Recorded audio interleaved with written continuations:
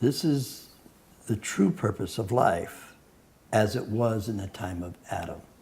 This was the beginning of the foundation of marriage, the family, the commitment to two people mating and staying together till the end of days. Before that, people were just having sex that came naturally. There was no sense of commitment necessary.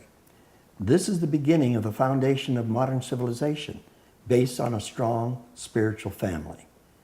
And when they failed to respond correctly, then that was taken away. They were taken away from that so they wouldn't make passion their purpose. And you see in today's world, there are people, smart people, who've turned their life over to their reptilian part of their consciousness. They just do whatever they want to do with no sense of consequences, no sense of making a negative contribution to society. That just live for pleasure because there's lots of pleasure and there's plenty of money. That is not the purpose of human life. And it leads to truly the, shall we say, stunting of the growth of the soul. And so that's why they're driven away from making that the purpose of life. Continuing on. So reptile with an uppercase R, the innocent self-centeredness of early childhood. And then reptile with a lowercase r, self-centeredness allowed to evolve into adolescence and adulthood becomes a satanic force.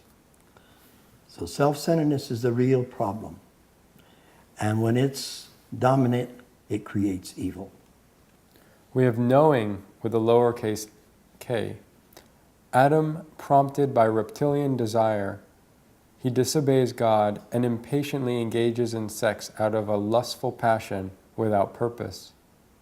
Followed by knowing with a capital K. Eve guides Adam, as ordained by God, to have sex for bonding and building a spiritual family, developing patience and passion for noble purpose. I think it's rather self-evident. Mm-hmm.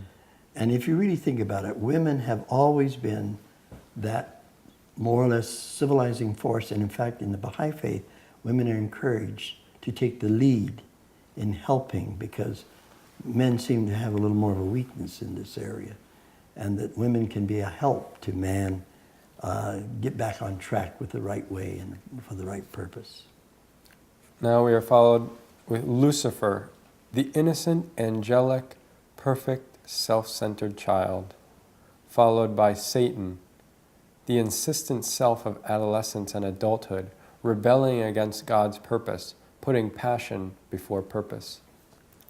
And finally, sin, falling short of our true nature to be like God, but choosing too often the temptations of the insistent self and its attachments. And evil, abuse of God's gifts and blessings symbolized by sex, that which is beautiful and perfect, abused for self-gratification only. Greater purpose subjugated to lesser passions of the insistent self, lesser over greater. So I'd like to ask just one question in closing to put this in context for viewers who might not be that familiar with the Bible, just to indicate where these the two stories of Adam and Eve can be found and, yes, and why they're revealed in two ways. And of course, people who have the more traditional way of understanding really have a hard time understanding why there are two versions. But the first version is the most famous and popular one where he creates the universe. And of course, we Baha'is can understand that when it said, "Let there be light," which was the first day, it was actually the Big Bang or something similar, where the light of creation took place, or the beginning took place. We Baha'is believe that it evolved.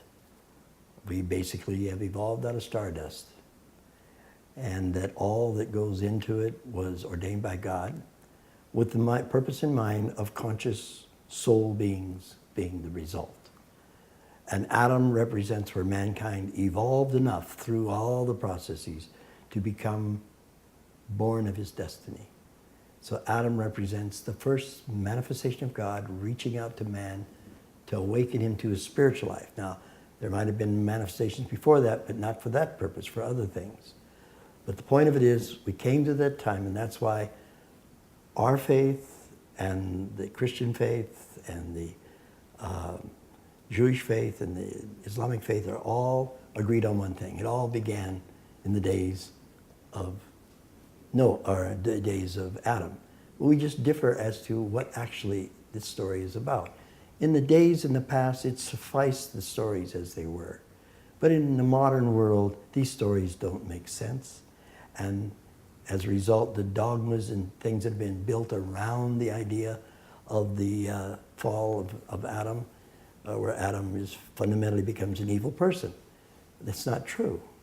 Mankind is beautiful. We just have the potential to make choices that are evil. Let's not make them. And let's choose the light. And we're still right there. In that sense, the story of Adam and Eve goes on and on and on. So it's the 5th chapter of Genesis where the second creation story begins. The story of Seth is at the very last part of the 4th chapter, where it describes that Adam and Eve come together now and they have a child, and this one is in the image of Adam. And when you understand that Adam is a prophet, this means he's the perfect responder. In every age, we understand from the Baha'i writings that when a manifestation of God comes, he has one person who basically becomes his moon, who is the one chosen to demonstrate these teachings in a human life. So like, for an example, in the days of Adam, it was Seth. In the days of Noah, it was 2 brothers, Shem and Japheth, but most people believe it's Shem, or the Semitic peoples. Then in the days of Abraham, there are those who believe it was Isaac, and there's those who believe it was Ishmael. There's a little division there depending on your perspective. In the days of Moses, it was Joshua. In the days of Jesus, it was Peter. In the days of Muhammad, it was Ali. In the days of the Bab, it was Qudus. In the days of Baha'u'llah, it's Abdul Baha. So there's a sun and the moon.